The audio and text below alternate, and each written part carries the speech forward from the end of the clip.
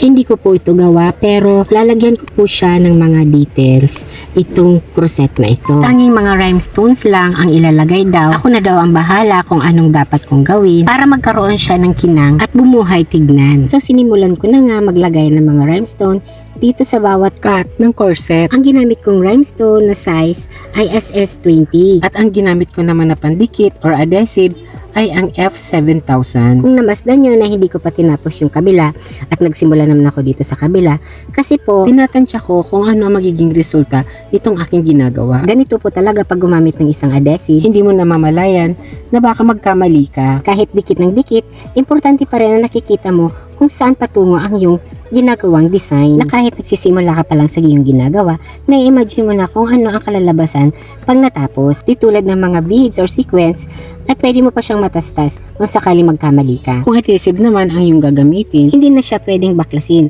kasi mamamansya ang pinagdikitan ng adhesive. Kung may time sana, maganda kung tuhog-tuhog ng mga beads or sequence ang aking gagawin dito sa corset. Ang kaso nang mag-check ako ng mga beads at sequence, hindi naaangkop na gawing design na pwedeng ilagay dito sa corset. Kung nagmamadali naman, ay advisable ang paggamit nitong adhesive. Wala ka nang ibang gagawin kundi ang magdikit ng mga rhinestones, o diba? Dagdagan lang natin ang pang second layer gamit pa rin ng SS20 na size ng stone. Shortcut na tayo at ipapakita ko na ang kabuuan, o diba? Kung pagmamasdan nyo, may ginamit akong maliliit pa na rhinestone.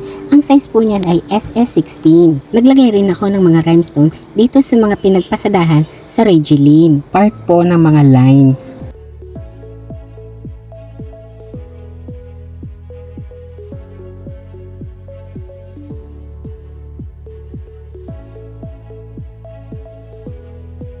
At dahil nga sa nakukulangan pa tayo, magdadagdag na binili sa online shop. Necklace po yan. So, naglagay po ako dito ng 2 pang piraso ng necklace dito sa part ng chest.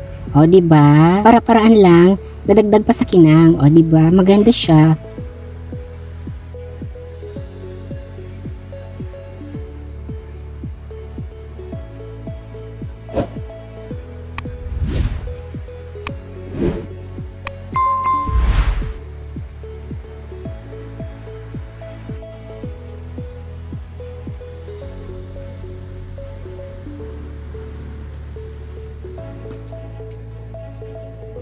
Dahil sa tapos na, oras naman para i-fitting na sa magsusuot nitong damit. Kung nagustuhan nyo ang aking gawa, just comment below, likes, subscribe, and hit the notification bell. Thank you! Okay na yan.